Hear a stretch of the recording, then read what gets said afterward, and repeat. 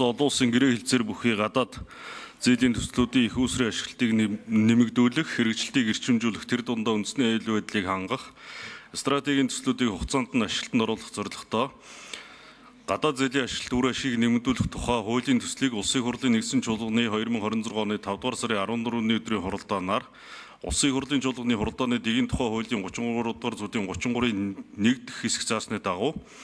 яаралтай хэлцүүлэхээр шийдвэрлэсэн. Монгол Улсын засгийн газар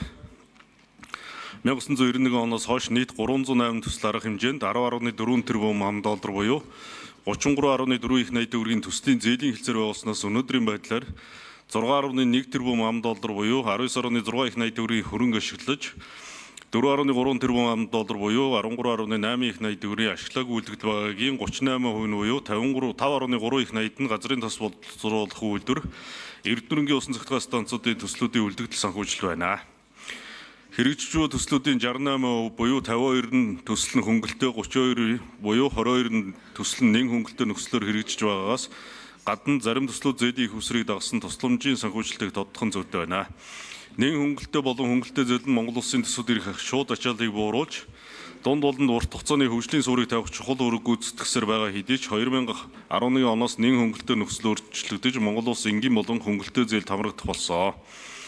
Харин 2024 оноос эхлэн манай улс дунджаас дээгүүр орлоготой улс болсон тул арилжааны нөхцөлтэй зээл авахар зээлийн нөхцөл өөрчлөгдөж байна.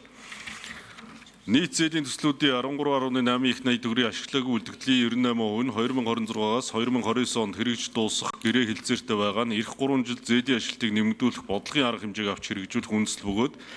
зээлийн ашиглалтыг улсын хурлаар саяхан баталсан хэлцээрийн хугацаанд багтаан хэрэгжүүлэхгүй тохиолдолд төслийн хугацаа хойшлох, өртөх өсөх, хүүгийн болон үйлчлэгийн зардал нэмэгдэх, улмаар хөрөнгө оруулалтын төслүүд хугацаанд ашиглалтанд ороогүйс үүдэн нийгмийн ач холбогдол эдийн засгийн өрөөгөөс саарах бодит эрсдлийг бий болгож байна.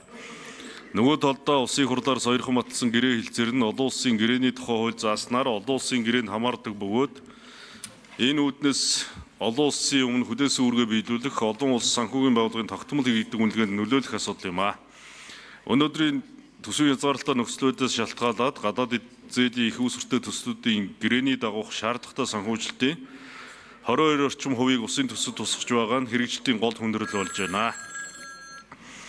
Зээлийн ашиглалтыг нэмэгдүүлэхгүйгээр энэ түвшин хэвээр өргөжлүүлвэл зарим төслийн хэрэгжилт 5-аас 10 жилээр хойшлох, зардал нэмэгдэх, хөрийн үйлчлэгний төлбөр нэмэгдэх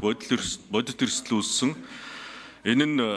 Энэ онд 18 төсөл хэрэгжиж дуусж байгаа боловч шинээр эхлэх төслүүдийн гэрээтэй холбоотойгоор зээлийн ашиглалтаагүй үлдэгдэл эх оноод ч өндөр хэвээр хандлагатай байна. Иймд улсын хурд засгийн газрын түвшинд гадаад зээлийн ашиглалтыг нэмэгдүүлэх чиглэсэн бодлогын болон эрх зүйн зохицуулалтыг оновчтой болгох шаардлага үүссэн тул гадаад зээлийн ашиглалт үр ашгийг нэмэгдүүлэх тухай хуулийн төслийг боловсруулан улсын хурд өргөн мэдүүлээд байна. Хуулийн төсөл 4 бүлэг 5 зүйлтэй бөгөөд хуулийн 1-р зүйл бүлэгт хуулийн зорилт, хуулийн үйлчлэх хүрээг, 2-р бүлэгт гадаад зээлийн ашиглалтын зардлын зохицуултыг, 3-р бүлэгт гадаад зээлийн ашиглалтын ил тод байдал, хяналтын асуудлыг,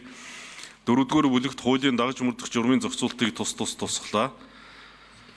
Хуулийн төсөл батлагдсанаар 2026 онд газрын тос боловсруулах үйлдвэрийн 1.5 их найд, Эрдэнэтийн усан цахилгаан станц төслийн хувьд 324.1 тэрбум төгрөгийн ашиглалт буюу нийт 1.8 их найд төгрөгийн санхүүжилт гарснаар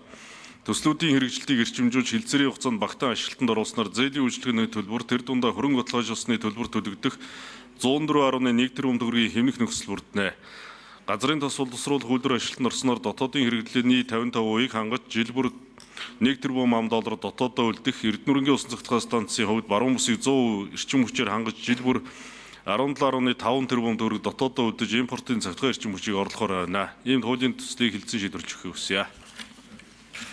За, мэдсэн сайд баярлалаа. Танилцуул